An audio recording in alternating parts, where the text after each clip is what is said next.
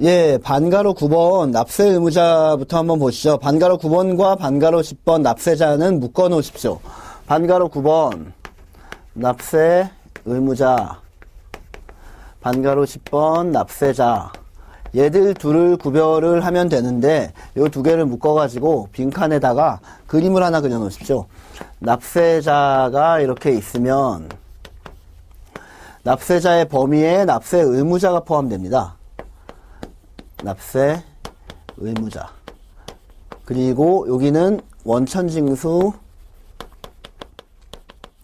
의무자가 포함됩니다. 의무자 2명을 합친 게 납세자다라고 이 시각적으로 기억을 해 놓으시는 게 훨씬 편합니다. 납세 의무자는 뭐 본래의 납세 의무자가 있고, 그리고 뭐 연대 납세 의무자도 있고, 제2차 납세 의무자도 있고, 그리고 납세 보증인도 있고, 뭐 이런 여러 녀석들이 있을 텐데, 어쨌든 간에 납세 의무자보다는 납세자가 훨씬 더 큰 개념이다라고 생각을 해 두시면 됩니다. 시험 문제 이렇게 나온다니까요. 어떻게 나오냐면, 납세 의무자는 납세자와 원천징수 의무자를 합한 개념이다 라고 나오면 땡, 틀린 문장이라는 걸 알아두셔야 된다는 얘기입니다. 납세자가 훨씬 더 큰 개념이니까 말이에요. 그리고 납세 의무자의 범위에는 이런 애들이 들어간다. 이거는 굳이 외울 필요 없이 연대 납세 의무자건 2차 납세 의무자건 납세 보증인이건 나중에 저 뒤에 챕터에 가서 다 하나하나씩 배우게 될 거거든요. 어쨌건 간에 지금은 납세자가 납세 의무자보다는 훨씬 큰 개념이다 라는 것만 알아두시면 됩니다. 원천징수 의무자가 어떤 자들인가에 대해서는 이 전 시간에 충분히 배웠지 않습니까? 11번 2차 납세 의무자. 여기 나오네요. 2차 납세 의무자는 나중에 배울 겁니다. 보증인도 여기 나오네요. 얘도 나중에 배울 겁니다. 과세기간이란 세법에 따라 국세 과세표준의 계산의 기초가 되는 기간을 말한다.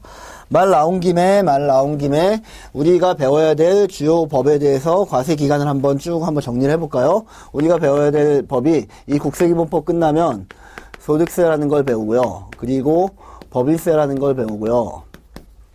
그리고 부가가치세라는 걸, 밸류 에디드 텍스라는 걸 배우게 될 텐데, 소득세의 과세 기간은 무조건적으로 1월 1일부터 12월 31일까지입니다.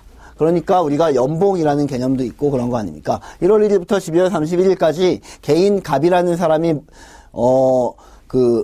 벌어들인 근로소득 얼마, 사업소득 얼마, 이자소득 얼마, 배당소득 얼마, 기타소득 얼마, 연금소득 얼마, 이런 것들을 전부 다 모아가지고 다음 해 언제까지 낸다고요? 5월 1일부터 5월 31일까지 내게 되는 세금을 소득세라고 부르는 겁니다. 법인세는 조금 자유롭습니다.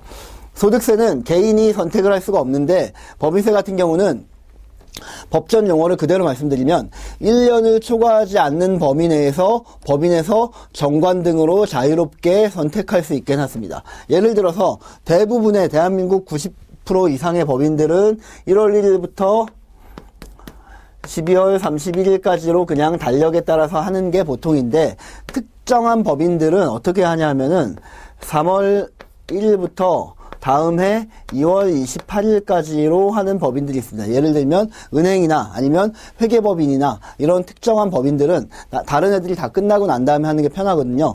어떤 법인들은 4월 1일부터 다음 해 3월 31일까지로 하는 법인도 있고, 어쨌건 간에 전체 기간이 1영년을 초과하지만 않으면 법인들이 자유롭게 선택을 할 수가 있습니다. 우리나라에 현재 제가 현존하는 법인 중에 이런 법인은 보지 못했는데, 극단적으로 법적으로만 따지면 이런 법인들도 있을 수 있죠. 우리 법인은 1년 너무 길다, 너무 지루하니까 1월 1일부터 6월 30일까지를 한 과세기간으로 하고, 7월 1일부터 12월 31일까지를 한 과세기간으로 하고, 우리 법인은 6개월 단위로 돌려보겠다라고 사장님이 좀 특이하신 분이면은 이렇게 선택을 해도 무방하다는 얘기입니다. 정관에만 정해놓기만 하면. 어쨌건 법인세의 과세기간은 이렇고, 그러면 법인세는 언제까지 내야 되냐 하면 사업연도가 종료한 날이 속하는 달의 말일로부터 3개월 이내에 자진신고 납부를 하게 되어 있습니다. 자, 90% 이상의 법인이 1월 1일부터 12월 31일까지니까 이렇게 따지면 언제까지라고요? 제가 방금 말한 거 이거 법전에 있는 문장 그대로 말씀드린 겁니다. 다시 한번요. 뭐라 그랬냐면, 법인세 자진신고 납부 기간은 사업연도 종료일이 속하는 달의 말일로부터 3개월 이내가 된다라고 말씀드렸지 않습니까? 종료일이 속하는 달의 말일이 12월 31일이죠. 그 다음부터 3개월 이내니까 1월 말, 2월 말, 3월 말.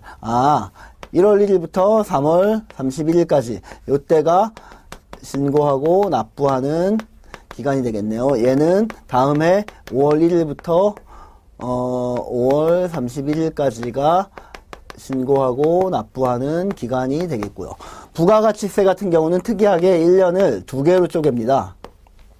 1월 1일부터 6월 31일까지를 1과세기간이라고 하고 7월 1일부터 12월 31일까지를 또 1과세기간으로 합니다. 1년을 2개로 쪼갭니다. 그래서 언제 내냐 하면 과세기간 종료일로부터 25일 이내, 그러니까 다시 말하면 요거 두 개를 붙이는 게 낫겠네요. 이렇게.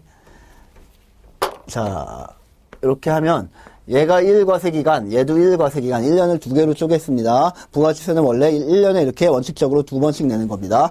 자, 과세기간이 종료된 날로부터 25일이 되는 날까지 신고하고 납부해야 됩니다. 언제까지요? 7월 25일까지 신고하고 납부를 해야 되겠네요.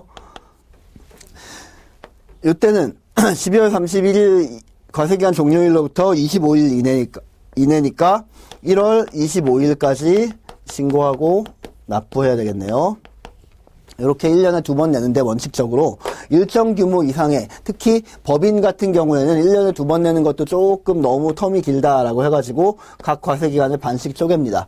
1월 1일부터 3월 31일까지를 전반기로 보고 4월 1일부터 6월 30일까지를 또 후반기, 확정신고기간이라고 부르거든요. 이런 것들 부가가치세법에서 다 배우니까 지금은 그냥 쭉 들어두시기만 하십시오. 자, 요렇게 나눈 다음에 요것들을 또 언제 내냐 하면 4월 25일까지 신고 납부하고, 그리고 10월 25일까지 신고하고 납부를 하면 됩니다. 그러니까 대부분 모든 법인들, 그리고 일정 규모 이상의 매출을 올리는 개인 사업자들은 1년에 부가가치세를 4번씩 냅니다. 주로 마지막에 몰려서, 우리 시험 공부할 때도 그렇고, 뭐 리포트 대학에서 낼 때도 그렇고, 그 중고등학교 때 숙제 낼 때도 그렇고, 계속 놀다가 마감 전날 열심히 하지 않습니까? 열심히 후다다닥 해가지고 내지 않습니까? 이 세금 내는 것도 마찬가지예요. 미리 내면은 그만큼 이자만큼 손해를 보니까 항상 말일날 내게 되거든요. 모든 사업자들이 거의 예외 없이 그렇습니다. 4월 25일 날이 굉장히 바쁘겠죠. 회계부서가. 모든 회사가 7월 25일 날도 굉장히 바쁘고, 10월 25일 날도 눈코 뜰 새 없이 바쁘고, 1월 25일 날도 굉장히 바쁩니다. 저도 지금 세무사무실을 운영하다가 지금은 뭐 안 하고 있기는 한데, 어쨌건 세무사무실을 운영할 때 이때가 가장 바쁘고, 뭐 세무사인 저도 그렇고 직원들도 그렇고 거의 뭐 야근하느라고 집에 못 들어가는 시간이 요 전에 한 2, 3일 전부터 뭐 4월 22일부터 4월 25일까지, 7월 22일부터 7월 25일까지 굉장히 바쁩니다. 왜 바쁘냐고요? 부가가치세를 이렇게 신고 납부하기 위해서. 거래처가 100개다. 그럼 100개에 대해서 부가가치세를 신고 납부하려면 얼마나 바쁘겠습니까? 굉장히 회사의 회계부서도 그렇고 세무사도 그렇고 굉장히 바쁜 때가 이때다. 그리고 또 세무사가 또 바쁜 때가 있죠. 요때도 굉장히 바쁘겠죠. 그리고 요때도 굉장히 바쁘겠고, 뭐 3월 10일 날도 또 각종 4대 보험에 대한 신고를 하는 때이기 때문에 3월 10일 이전에도 바쁘고, 예, 그렇습니다. 요럴 때가 가장 바쁘고, 요럴 때 이렇게 세금을 내게 된다라는 걸 참고적으로 알아두시면 되겠고요.